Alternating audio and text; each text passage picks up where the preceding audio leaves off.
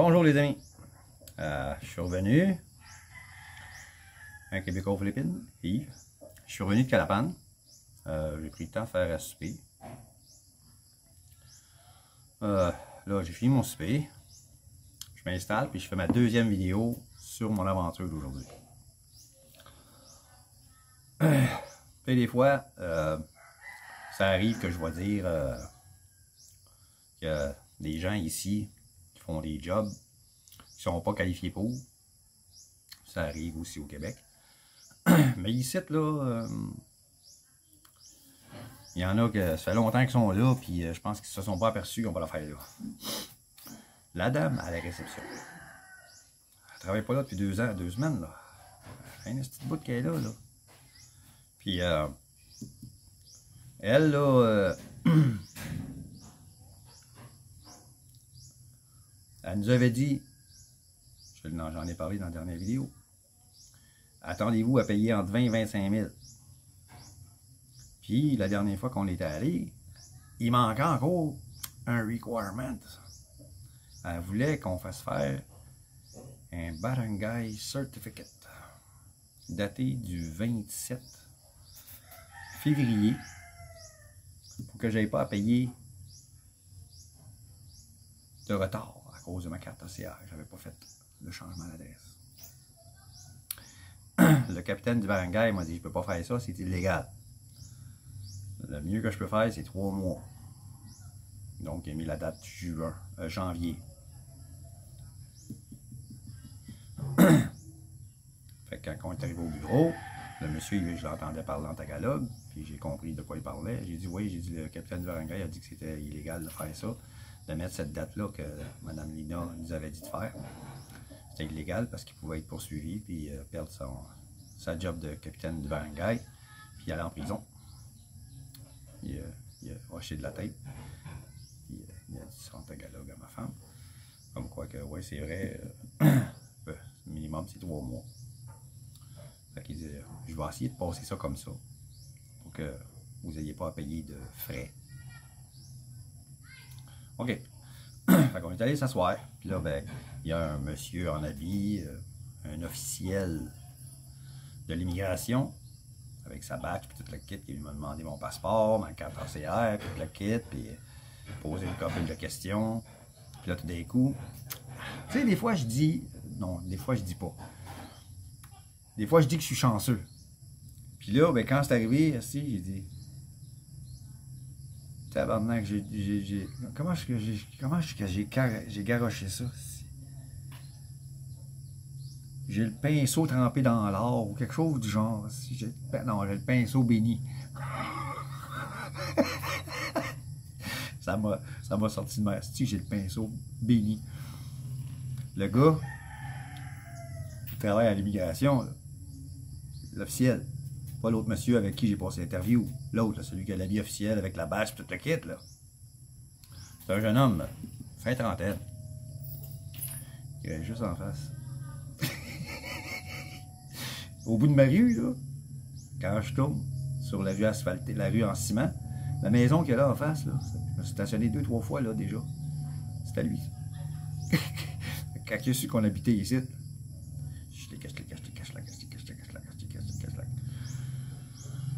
Au lieu de me coûter 20-25 000, ça m'a coûté 10 140. C'est que j'avais le goût de rire.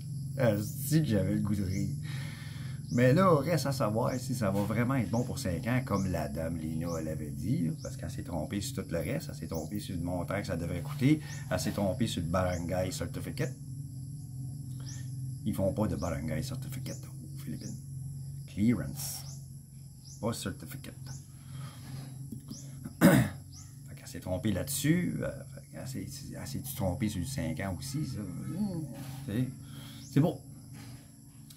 Fait que, je vais voir ça dans 2 semaines. Dans 2 semaines, il va falloir que je les appelle pour savoir si mes papiers sont revenus de Manille. Parce qu'ils ont envoyé ça à Manille, au bureau de Manille. Mes papiers d'origine sont là. Fait qu'ils ont envoyé ça là pour qu'ils fassent la carte là-bas. Me le renvoyer, la carte, avec mon passeport. Puis les temples dans mon passeport. dans 2 semaines, je vais les appeler pour savoir si c'est arrivé. Puis là, ben là, je sais pas s'ils vont l'envoyer ou s'il va falloir que j'aille le chercher parce que la dame Lina, elle a encore dit, ah, on va vous l'envoyer. Ça s'est trompé sur le reste, là. Je pense qu'on va laisser faire, hein? On ne croira pas beaucoup ce qu'elle dit, la madame. Hein? On va laisser faire. Elle n'est pas dans le champ qu'elle pépélait, tabarnak. Elle est mêlée comme un jeu de cartes, esti.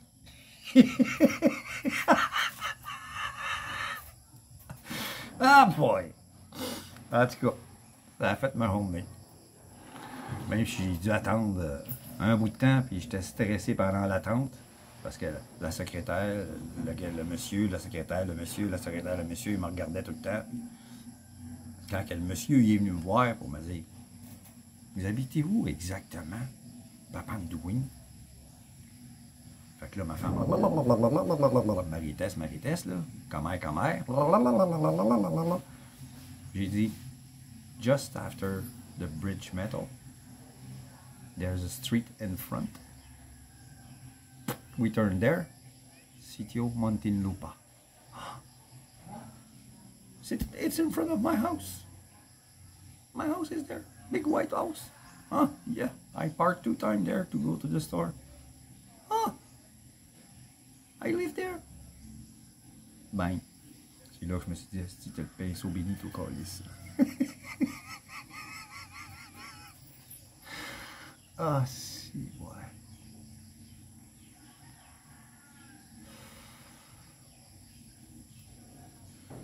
Fait que, au lieu d'avoir des problèmes d'argent, ce mois ici, ben, je vais être correct. Je ne mangerai pas juste du riz. Puis je vais pouvoir payer mes factures. Parce que si ça l'aurait vraiment coûté entre 20 et 25 000, surtout proche de 25 000, c'est tout ce que j'avais. J'aurais eu de la misère à payer ma facture d'électricité, donc je me serais fait couper, puis l'électricité, puis l'Internet. Donc, ça aurait été plate.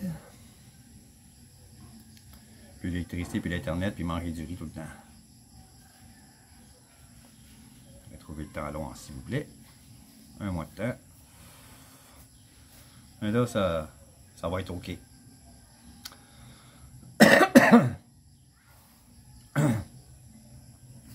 J'ai les papiers ici, là. À Calapan, c'est pas comme à Intramuros, à Manille. À Calapan, tu es obligé de payer l'Express Line. L'Express Lane. Express Lane, ça veut dire que tu vas avoir tes papiers tout de suite, tu vas avoir ton visa tout de suite. À Intramuros puis à SM Aura, tu peux payer ce 1000 pesos-là, puis tu as tes papiers tout de suite. Parce qu'eux autres, à chaque fois que tu vas faire cette transaction-là, l'extension ou le visa 13A, ben, ils gardent ton passeport. Ils gardent ta carte OCR. Fait que si tu en as besoin pour quelque chose d'autre, tu es obligé de mettre ça sur la glace. Tu es obligé d'attendre. Tandis qu'en payant le 1000 pesos pour l'Express Lane, habituellement à Intramuros et SM Aura à Manille, en payant ça, tu attends 1 heure, puis ils te donnent ton visa avec ta nouvelle carte OCR. Ta carte OCR, si c'est la première fois que tu fais la demande, quand ça fait 2 mois que tu habites aux Philippines, tu dois te faire la demande de la carte OCR. Alors, ils te la donnent avec ton passeport, puis ton papier comme ça, qui est ta facture officielle. Puis ça, c'est là-dessus qui est ton visa. Ça, tu gardes ça. Tu le gardes tout le temps. Tu le jettes pas après un mois parce que tu passes au prochain visa. Tu le gardes. Parce qu'à un moment donné, ils vont te le demander. Des papiers, là, ils t'en demandent à la tonne. Puis ça, ben, ça fait partie des papiers qu'ils te demandent. Ça, là. Ces 2 petites feuilles-là, là. Si t'en donnes 3, t'es gardes toi les 3. Si t'en donnes 4, t'es gardes 4. Si t'en donnes juste 2, t'es gardes toi les 2. Mais t'es gardes. Tout le temps. T'es gardes. Tout le temps. Moi, j'ai gardé celle de mon ancien visa 13A, mon probatoire. Ils ne me l'ont pas demandé parce que mon visa, il était étampé dans mon passeport. Mais quand c'est des extensions, ils vont te donner un papier comme ça, ou 2 papiers ensemble, gardez-les. Tout le temps. tout le temps.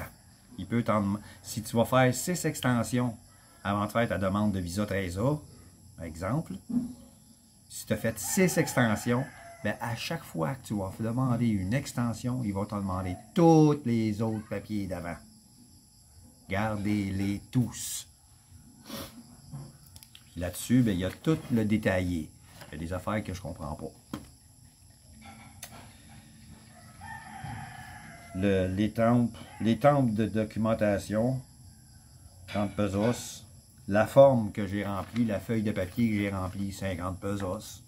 Je l'ai downloadé du site internet, je l'ai fait imprimer dans une place, j'ai payé pour la faire imprimer. Je l'ai rempli avec mon crayon, puis ils me la font payer pareil, quoi.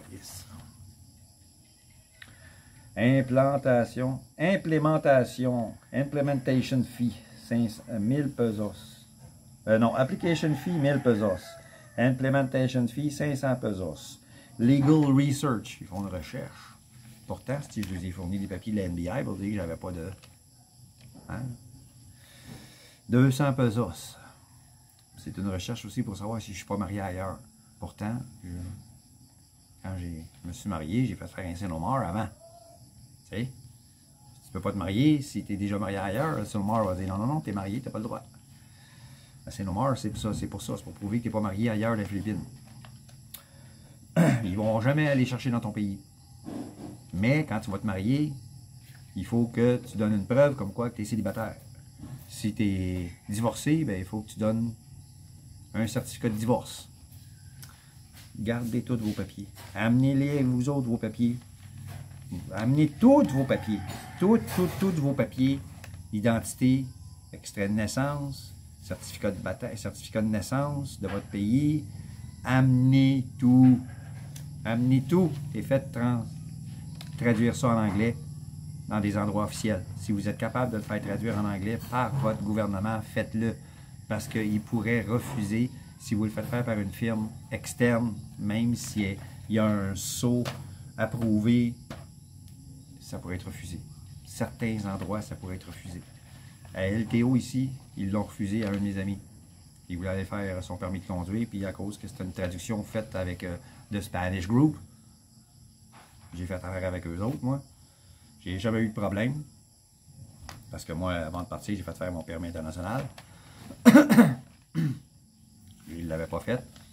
Fait que, via moi, j'ai parlé de cette compagnie-là. Il a fait faire la traduction par eux autres. À la LTO, ils l'ont refusé. Ça prend un permis international si vous voulez transformer votre permis de votre pays en permis philippin. Permis de conduire. Ça vous prend un permis international en anglais, s'il vous plaît. C'est bon seulement pour 1 an. Donc, quand vous arrivez ici, après 2 mois, LTO, allez faire votre permis de conduire.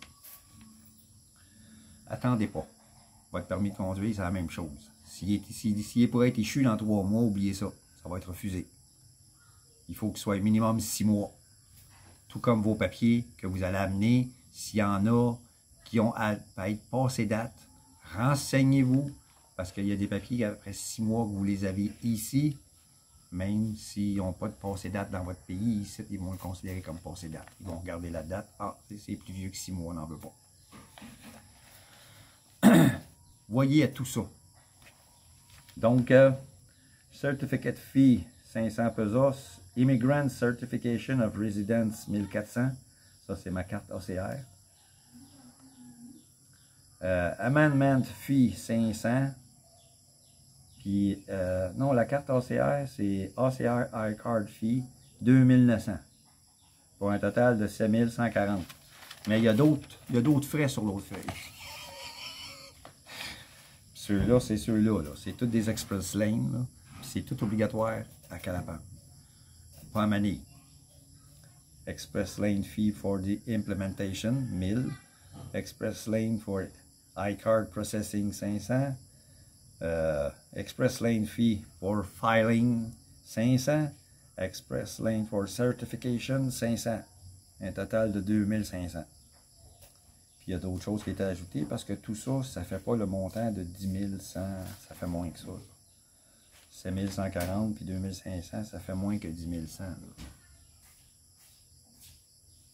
7, 8, 9, 500, 9500, 9640. Fait qu'il y a d'autres frais, il y a un autre frais. Il y a encore d'autres frais pour que ça monte jusqu'à 10 140. Un autre frais de 1000, puis je sais pas c'est quoi. Mais en tout cas, c'est moins cher que la dernière fois.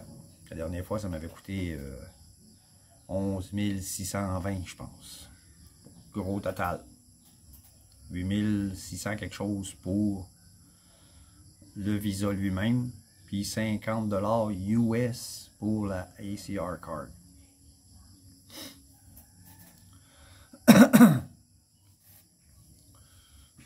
Donc, cette fois-ci, ça a coûté moins cher. J'espère que ça ne sera pas des mauvaises nouvelles que je vais recevoir, qui vont me dire que ça va durer juste un an, puis je vais être obligé d'y retourner là encore un an. J'espère. Ou si j'y retourne encore dans un an, que ça va être cette fois-ci la dernière fois. La dame, elle m'avait dit 5 ans. Ça dure 5 ans, puis après 5 ans, tu reviens, puis tu refais d'autres papiers, puis là, ça va être pour toujours. Mais là, elle s'est trompée sur tout. Elle s'est-tu trompée là-dessus aussi? Es-tu dans le champ avec? Le valet, es-tu mêlé avec la dame? Elle sait pas. Elle sait pas. Mais c'est une bonne nouvelle quand même, parce que ça m'a coûté moins cher que prévu, puis ça me met pas dans le trouble financièrement. Puis là, ben, ma blonde, elle, en prévision qu'il y ait des problèmes, a décidé de tout vendre les coconuts qu'il y avait là. Il y en avait 60 boucaux, puis 67 de l'autre. Ça a donné 1100 quelque chose pesos. Elle dit, j'ai fait ça, elle dit, pour qu'on ait des sous pour manger, parce que je voyais que tu étais serré, tout le kit. Ah, j'ai dit, on est moins serré qu'on était, puis ça fait plusieurs fois que je te promets qu'on va réparer ta moto. Garde cet argent-là, puis répare ta moto. Demain matin, elle va partir, puis elle va aller au garage. C'est juste sa lumière en avant qui fonctionne mal, puis il y a quelqu'un qui a essayé de l'arranger, puis ça n'a pas marché. Fait que cette fois-ci, j'ai dit, va à cette place-là, là, c'est un réparateur. Elle dit, oui, elle dit, on m'en a parlé ici. Les voisins m'en ont parlé, ils m'ont dit qu'il était bon. C'est ça, on va le voir, là, puis fais-toi réparer ta moto, là, avec cet argent-là. C'est toi qui as eu la brillante idée de vendre les coconuts au cas où on soit mal pris. Garde l'argent et répare ta moto avec. Donc, elle est bien contente. De toute façon, les bananes bientôt, encore les bananes qui vont être prêtes. Il y a 2 régimes de bananes là, puis j'en ai un autre en bas qui pousse. Il pousse vite en tabarnak. Je me demande comment ça se fait, j'ai pas mis d'engrais, rien. Il pousse vite en bâtard. Fait que, bientôt, il va y avoir des bananes à vendre aussi. Je vais en garder un peu cette fois-ci parce que je m'ennuie de manger des bananes frites. Des chips de bananes. C'est bon, tabarouette. Frais, là. Fait que là-dessus, les amis, c'est ça pour cette vidéo de mon aventure d'aujourd'hui. Dans l'autre vidéo avant, j'avais parlé du OTG, Owner Tie Jeep. C'est sa transmission qui a pété puis elle s'est vidée sur la chaussée. Ils ont réussi tant bien que mal à mettre la voiture de côté puis attendre quelqu'un pour venir la remorquer. Il va être obligé de changer sa transmission, c'est fini. C'est le problème avec les Owner Type Jeep. Ils les appellent comme ça, OTG, Owner Type Jeep. C'est un Jeep qui est construit à partir de rien. Ils construisent la plateforme, ou parfois ils prennent la plateforme d'une voiture existante, et ils partent avec ça.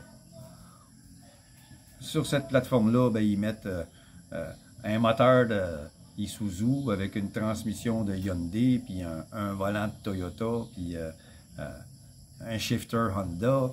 C'est toutes des pièces mélangées qui sont toutes montées.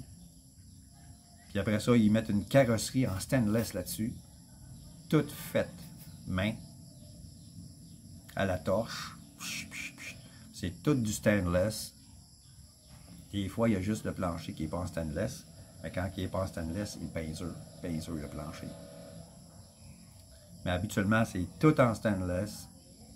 Puis ça se vend pas cher, mais c'est tout du usagé. Le moteur, c'est un vieux moteur qui date de 25 ans, 30 ans, qui est mis là-dessus. C'est tout manuel. Donc, c'est des choses qui peuvent arriver, une transmission qui saute. C'est un vieux modèle, c'est une vieille transmission. Et, malheureusement, elle a rendu l'âme. Fait que je vous laisse là-dessus, les amis. Si c'est la première fois que vous me regardez, un Québécois aux Philippines, retraité 61 ans, le mois prochain 62. J'ai acheté une terre, je compte en vivre. J'ai commencé à en vivre, j'ai un jardin, j'ai des bananes, j'ai des coconuts. Si je vais en avoir d'autres, j'en plante. J'ai planté d'autres arbres fruitiers, plusieurs. Allez voir mes autres vidéos, abonnez-vous, allez voir mes autres vidéos, likez mes vidéos, commentez, partagez avec vos amis, pèsez sur la cloche de notification pour ne pas manquer mes prochaines vidéos. Sur ce, les amis, je vous dis à la prochaine et je vous remercie d'avance si vous vous abonnez. Ciao!